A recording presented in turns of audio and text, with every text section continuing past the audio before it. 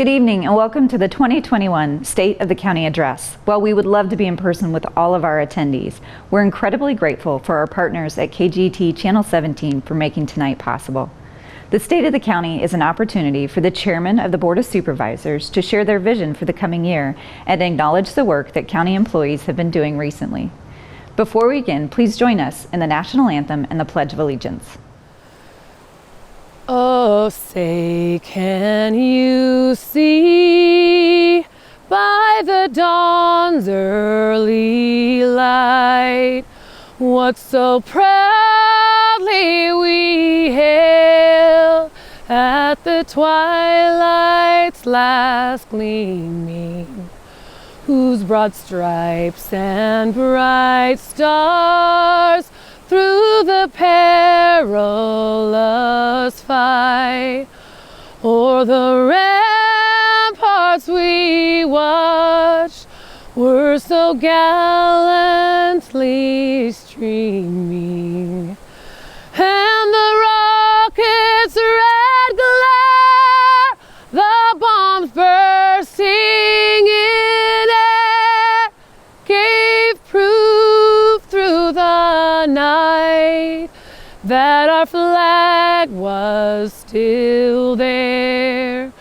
Oh, say, does that star-spangled banner yet wave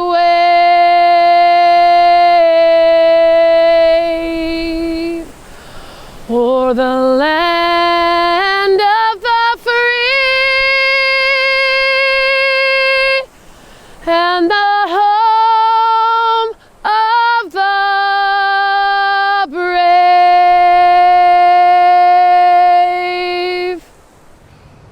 The Pledge of Allegiance will be led by our supervising public health nurse, Ann Walker, in honor of all the medical professionals in Kern County who have dedicated their lives to keeping us safe this past year.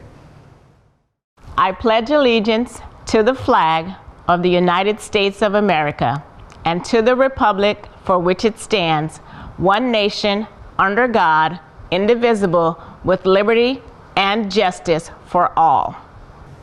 Thank you. Kern County has a rich history in ag, oil, and aerospace, but more recently we're seeing our economic outlook change and diversify. Now, the president of Kern Economic Development Corporation, Richard Chapman, is going to provide an update on the county's outlook. Good evening. My name is Richard Chapman, President and CEO of the Kern Economic Development Corporation. We're happy to partner with Kern County on the State of the County 2021 event.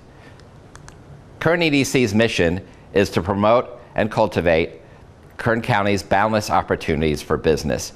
And we're privileged to have an incredibly vibrant economy. Kern County is ranked number 2 in the country for ag production, number 7 for oil. We're home to the largest wind and solar farms in the country, as well as the world's largest borax mine. And if we look at the top 10 reasons to live and work in Kern County, we have an amazing top 10 list. We are one of the top communities in the country for startup businesses, number 1 for engineering salaries, the 3rd most diversified economy in the country, and the most livable metro in the US. In early 2020, Kern County was ranked the 13th most resilient economy in the country. This is due in large part to the fact that Kern County, the Bakersfield MSA, has more essential jobs than any metro in the US. Energy and natural resources, aerospace defense, logistics and manufacturing, healthcare, and value-added ag all play major roles in creating a sustainable regional economy. Indeed, Kern County is the largest economy in the San Joaquin Valley. According to just released 2019 gross domestic product data, our economy is approximately $51.4 billion. That is 10% larger than the number 2 Fresno County. We are the 7th largest economy in California, as well as the 60th largest in the US. In 2020, the term remote work became more relevant than ever. Kern County is adjacent to a $1 trillion economy, the LA Basin, and a majority of workers in the LA Basin can work remotely. That's why Kern County offers the ideal location for those workers in terms of talent attraction. Let's take a look at the project announcements in 2020. In late summer, Amazon opened a 2.6 million square foot facility, hiring thousands of workers in our region. Bear in mind there's only 3 similar facilities like this in the country. In East Kern, where we talk about innovation rising, Virgin Galactic premiered the interior of Spaceship Two. In addition, $3 billion has been dedicated to China Lake Naval Air Weapons Station. And in Boron, Rio Tinto has discovered lithium. Moving ahead in the pipeline in 2021, Hard Rock Casino and Hotel is a $600 million project that will create 2,000 permanent jobs as well as 1,000 construction jobs, bringing new money and tourists from around the country into Kern County. And in Bakersfield, Bitwise Industries will open soon, elevating our tech ecosystem in the region. Along those lines, Kern EDC is excited to partner with Seed Corps Foundation on the Kern Initiative for Talent and Entrepreneurship. We work in 4 critical areas to enhance the region's entrepreneurial ecosystem: spaces, funding, talent, as well as guidance. Kern EDC is also a partner on the B3K initiative, Better Bakersfield Boundless Kern, a public-private coalition designed to create a prosperity plan to ensure the region's future economic success.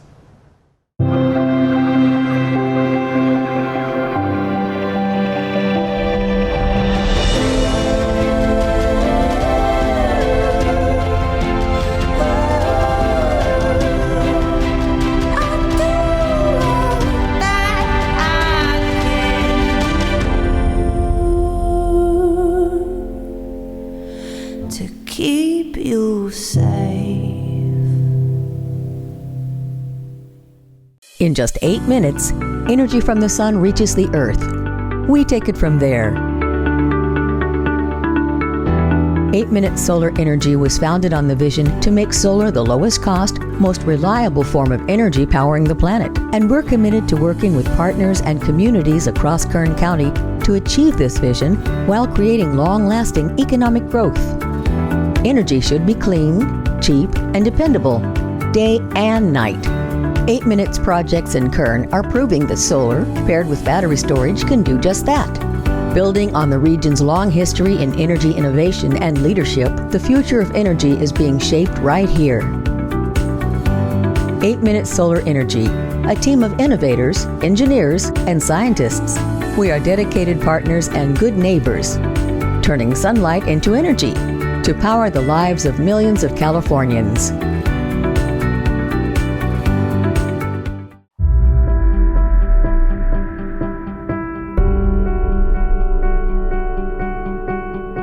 The 20 Mule Team is a decades-old California icon with as much pioneering spirit today as it had in the late 1800s. Located in eastern Kern County, today's mine operation may look different, but our commitment to safety, quality, and people is still intact. From the moment you pass through the gate, it's safety first. Training, safety protocols, and peer review are essential tools to keep staff safe. We pride ourselves in delivering a quality product. Stringent testing and attention to detail are at the core of our brand. And last but not least are the people making it all happen. Their work is meaningful and satisfying. Their pride is apparent. But don't take our word for it. Listen to theirs. I love working at RTBL. This is one of the best places I've ever worked. I have a tremendous amount of pride to be able to work alongside some of these people. Some of the best in the industry that I've been with. It's a great company to work for. I love to be surrounded by the people that I'm surrounded by. It's like a second family out here. Rio Tinto is not just a mining company, they're a safety company.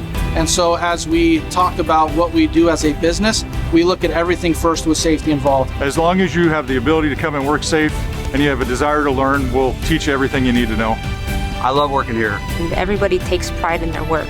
And so being around that is incredibly inspiring and rewarding. The last 2.5 years I've run the plant mechanically and electrically where my grandpa used to work. So I have a lot of pride vested in this place. And I would say that that brand behind me, it really means a lot to us working here.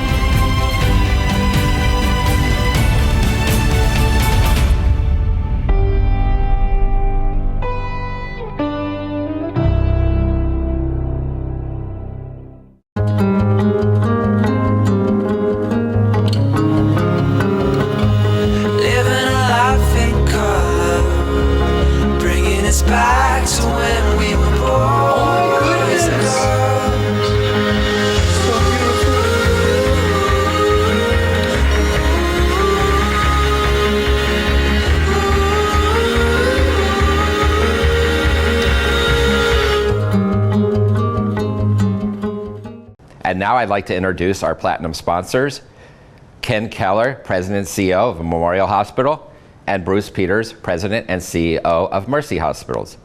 Good evening. I'm Ken Keller, President of Bakersfield Memorial Hospital. And I'm Bruce Peters, President of the Mercy Hospitals.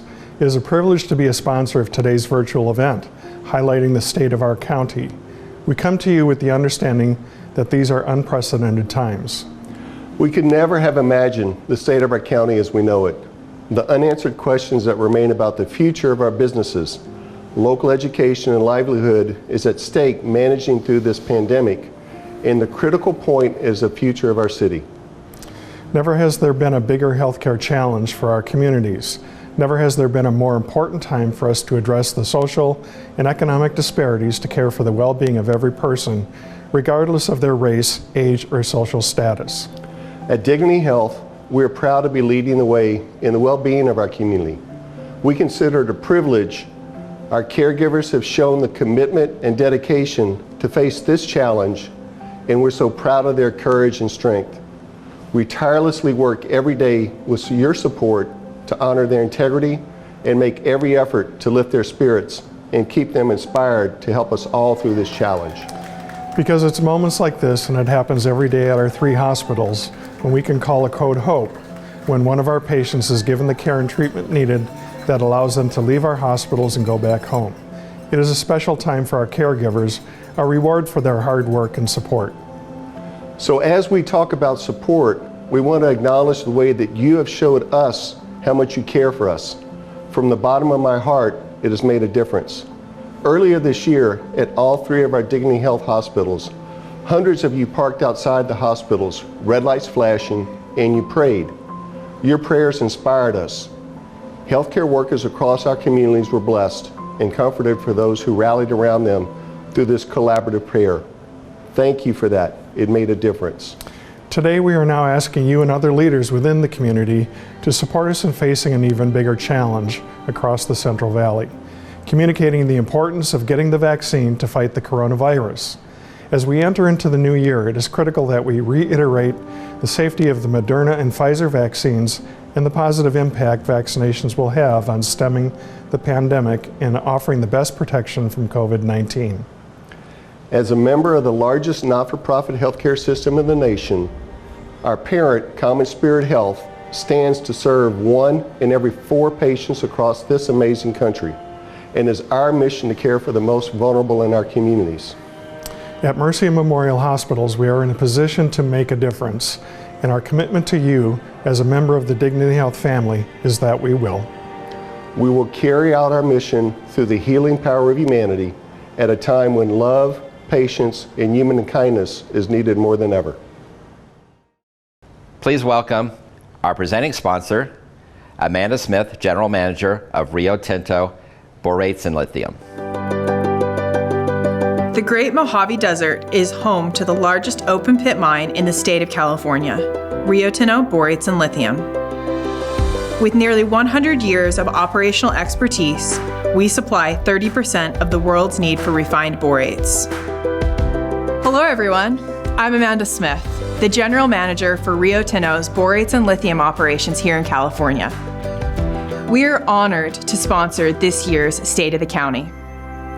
In 2020, our teams continued to maintain safe and stable operations, effective use of technology, and innovative mining and processing. Let me show you. First, we concentrated on our core business, safely producing the borates necessary for modern living, including the glass for your cell phone, an additive for your laundry, insulation in your home, and micronutrients for food grown all over the world, and so much more. We also supported a project we call Borates Digital, an ongoing effort to develop digital operational solutions for our business. Borates Digital has already made a positive impact on the way we work. We are proud to have been an essential business throughout 2020, retaining our employees and achieving our mission. In addition, we're very excited to be moving forward on production of domestically sourced lithium. Lithium discovered in 100-year-old stockpiles is central to California's commitment to power clean energy technologies. A dedicated team put their heads together to develop the process of extracting the lithium from our rock and clay waste stream, so there's no need for further mining. Lithium is essential to powering the latest technologies, including smartphones, rechargeable batteries, and electric vehicles.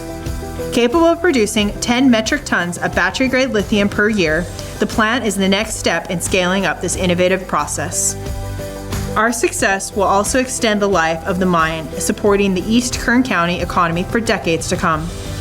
At Rio Tinto Borates and Lithium, it takes a lot of people to mine, process, package, and ship all of our products globally. It takes different skills and education to really get the job done. We hope to see you on site one day, either as a guest or maybe even a future employee. Until then, stay safe.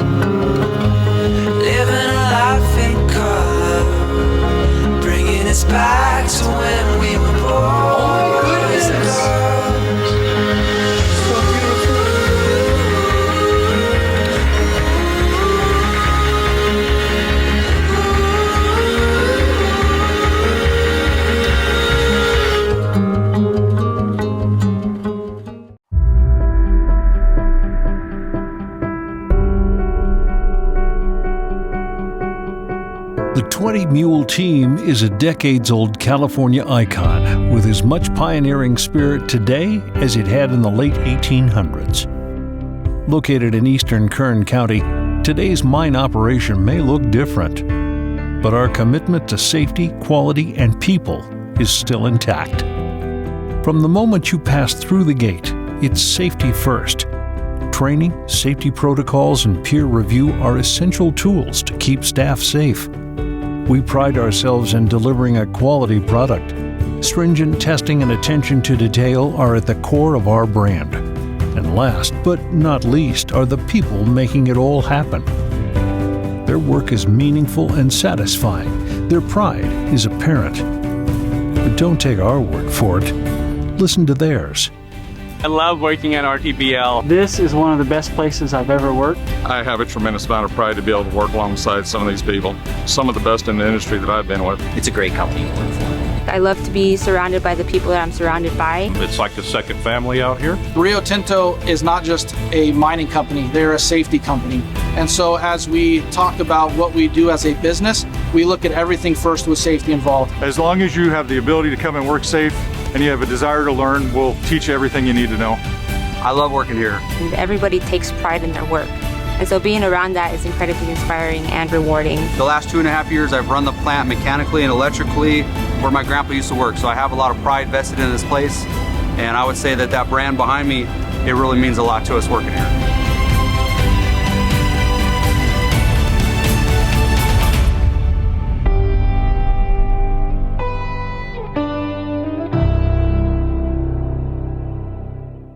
In just 8 minutes, energy from the sun reaches the earth. We take it from there. 8-Minute Solar Energy was founded on the vision to make solar the lowest cost, most reliable form of energy powering the planet. And we're committed to working with partners and communities across Kern County to achieve this vision while creating long-lasting economic growth. Energy should be clean, cheap, and dependable, day and night. 8 Minutes projects in Kern are proving that solar, paired with battery storage, can do just that. Building on the region's long history in energy innovation and leadership, the future of energy is being shaped right here. 8-Minute Solar Energy, a team of innovators, engineers, and scientists. We are dedicated partners and good neighbors, turning sunlight into energy to power the lives of millions of Californians.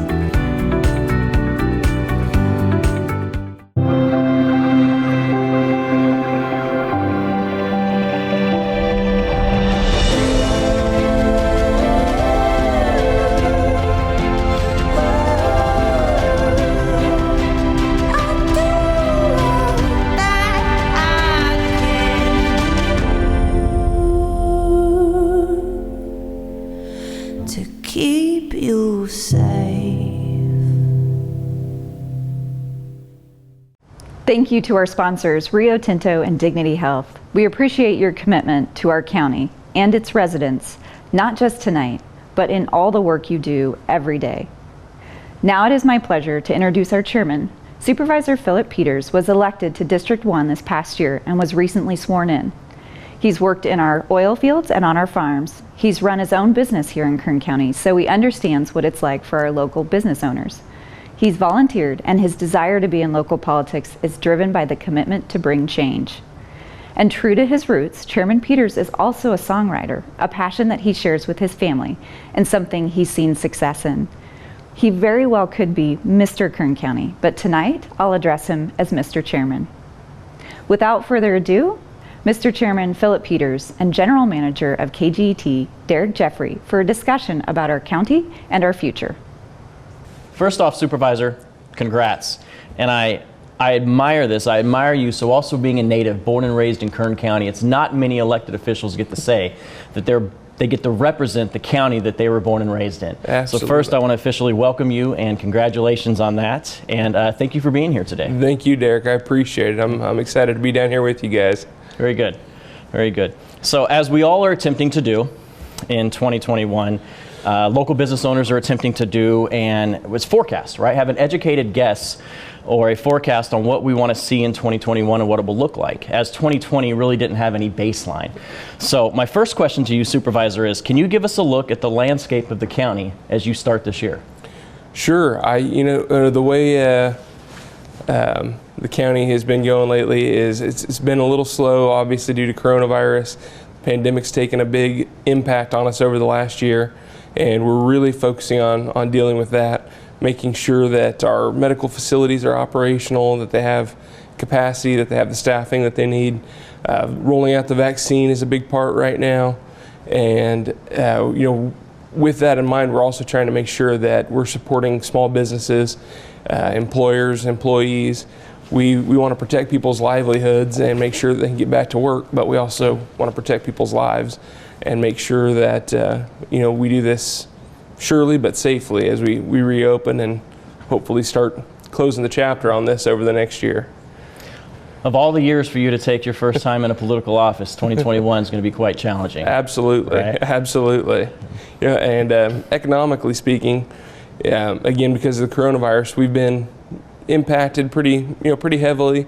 Over the past 5 years, we had a big budget deficit that we had a 5-year plan we were working through. But now as this past year has hit us, it's kind of reset the clock on that. It's pushed us back. So I know some county departments are having a difficult time right now, but there are some projects that are happening right now and a few that are on the horizon that I'm pretty excited about. So it's not all gloom and doom right now. Yeah. We have some good stuff coming down the pipe. Good. Well, we're all looking for hope. Yes, sir. And we're all looking for leadership. So that kind of segues into the second question that we have for you. And it's county employees and departments they work in have had to shift a great deal, right, to continue this response of last year. So many of us can relate to this, the accelerated learning curve of having to adapt and these things being thrown at us and how we just had to implement them immediately with employees. The county has had to do this. Are there successes that have been set up nicely for you this year from that adaptation? Sure. The county employees, honestly, from what I've seen, have just been absolutely phenomenal in adjusting to the new way we're doing business. They have taken every new challenge that comes their way. They've been, picking up extra shifts if they have to. They've been, dealing with, being away from their family, from having to quarantine. The departments are dealing with the challenge of, having more people out than usual due to COVID or quarantining. So it's been really challenging for these departments, but I think there's some things that we're learning from it. We have great staff work for the county, which we already knew, but some of the ways we're doing business have changed a little bit, and there might be some lessons in that we can take and move forward with even after this pandemic is over. County expenses, do we need to go to every single meeting? Do we need to travel? Do we need to do everything in person? Maybe we can do more meetings virtually. Maybe we can deal more with things that way. Parents that need childcare, maybe we can find ways to work with them so they can telecommute and find ways for them to do their job from home. There's just a few different things that we've been kind of looking at or exploring that have been best practices maybe that we could implement in the future. The hygiene and personal safety aspect of this.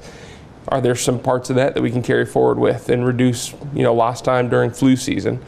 Just a couple little things here and there that we've had to change over the past year, but we might make us a better organization going forward. Well, that's something we can absolutely all relate to. What would you like to see the county accomplish this year? I'm sure you have a myriad, right? A list of those things. Absolutely. But what are some of those points you'd like to touch on and things that you would like to see the county accomplish? Well, not to harp on it, but of course, getting past the coronavirus, trying to, get this pandemic behind us. But I really want to see the county come out of this more streamlined, more efficient than ever. I think we're in a good place to do that. Over the past few years, the last board implemented programs like Advanced Kern, Launch Kern, that has saved, I think, $20 million so far in inefficiencies and new ways of doing business while we're still delivering the same or a better product. And I think implementing ideas like that and streamlining the way we do business is going to be huge going forward.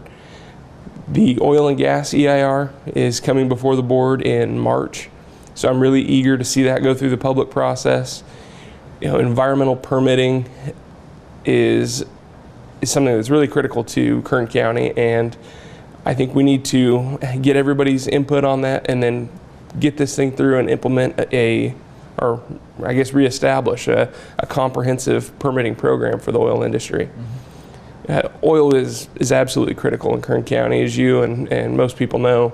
They provide huge amounts of our revenue for providing services for public safety, roads, infrastructure. They provide thousands of high-paying jobs that support other segments of our economy. They support local businesses. They go out to restaurants. So they're absolutely critical. And then as we reopen and the state starts easing its guidelines in the months to come, we're going to see an increase in demand, hopefully, as people get back to work, as people start traveling again. And I think that the answer to meeting that energy need in California isn't importing oil from overseas.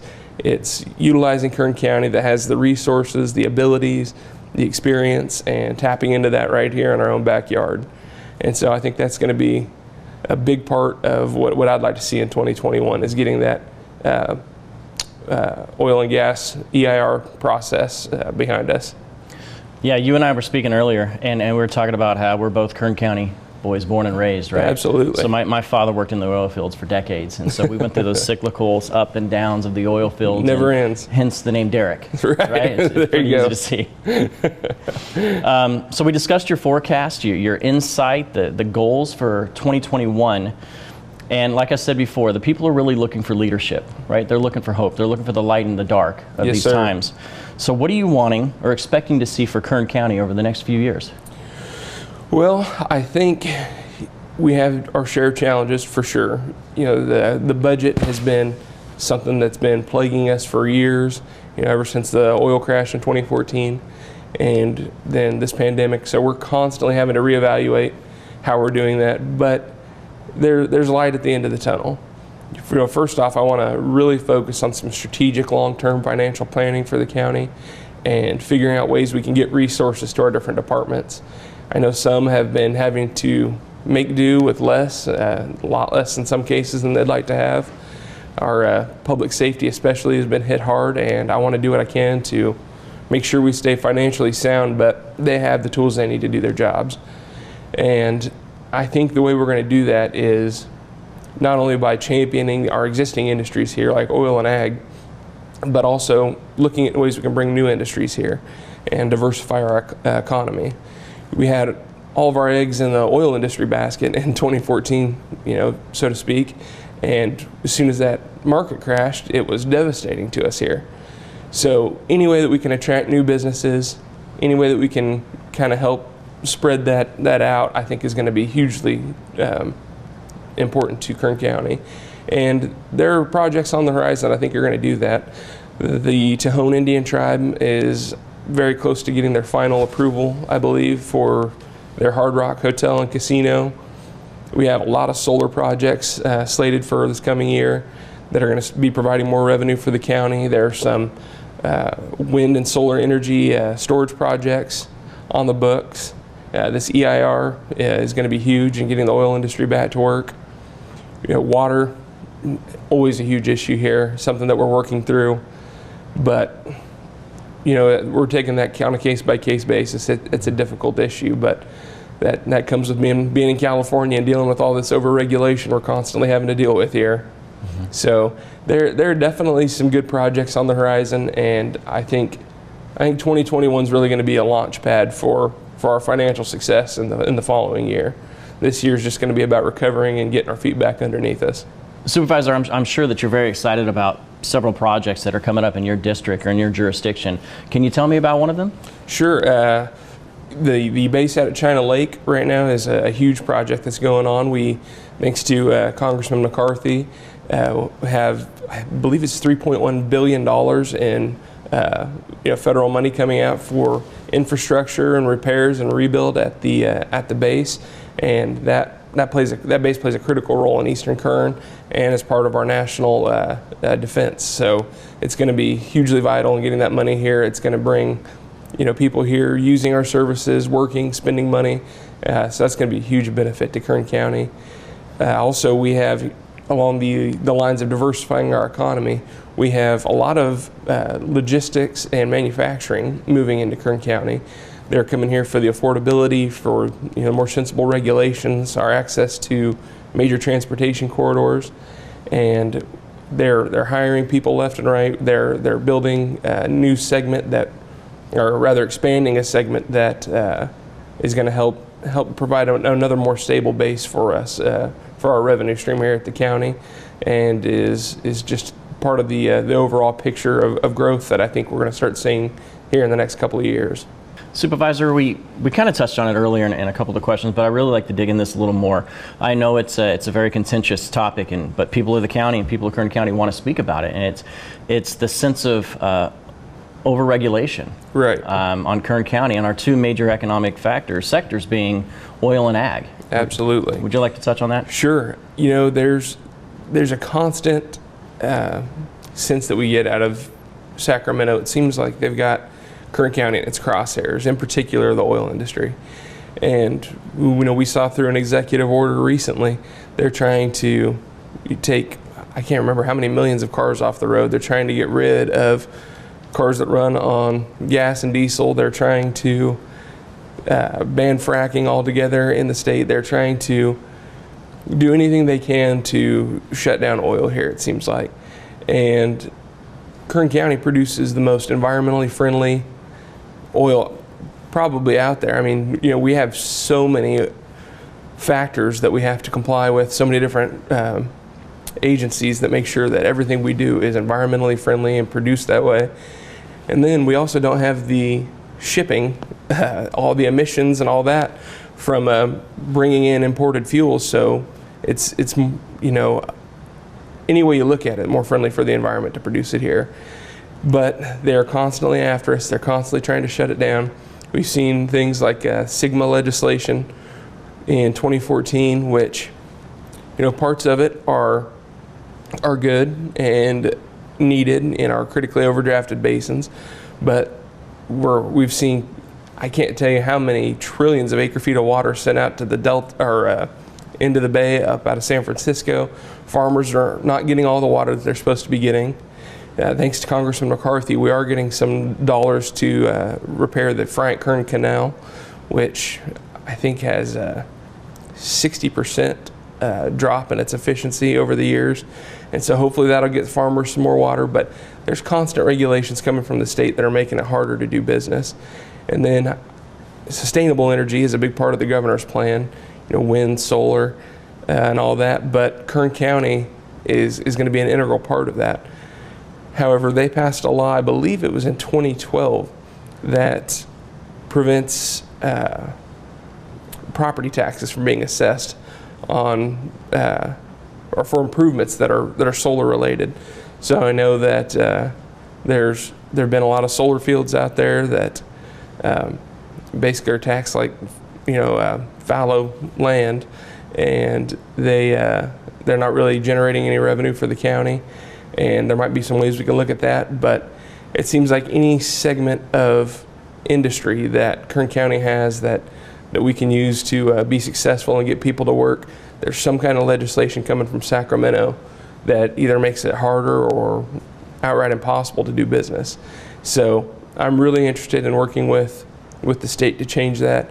We've got some really great local representation up at the state in Assemblyman Fong and Senator Grove that are out championing and pounding the drum for Kern County. So I'm excited to be a part of that fight and help them out with that and do what we can to keep Kern County working. Very good. Words of hope from your 1st District Supervisor, Phil Peters. Thank you for your time. Thank you for being here. Again, congratulations. I appreciate that. Best of luck to you moving forward. Thank you. And I would like to say just to everybody out there in Kern County that there's a lot to be excited about. There's a lot to be hopeful for. We're letting people know that Kern County is still a place where businesses can succeed.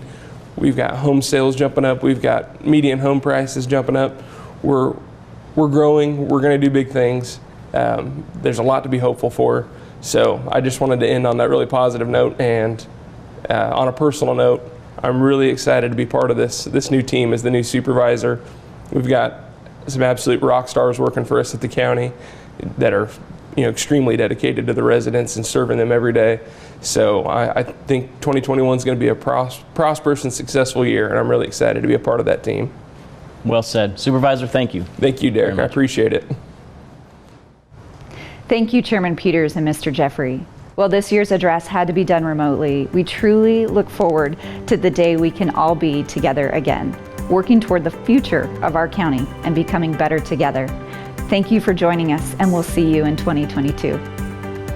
And thanks to the tremendous support from our sponsors this evening. Our presenting sponsor, Rio Tinto Borates and Lithium. Our platinum sponsor, Dignity Health Mercy and Memorial Hospitals. Our diamond sponsor, 8-Minute Solar Energy. Our gold sponsors, Anthem Blue Cross and Kern Community College District. Our silver sponsors, Bank of America, California Resources Corporation, Metropolitan Recycling, Waste Management, and The Wonderful Company. Thank you for tuning in tonight. We're very excited to announce the release of our 2021 Kern County Market Overview, an award-winning publication that showcases our region's dynamic economic vitality.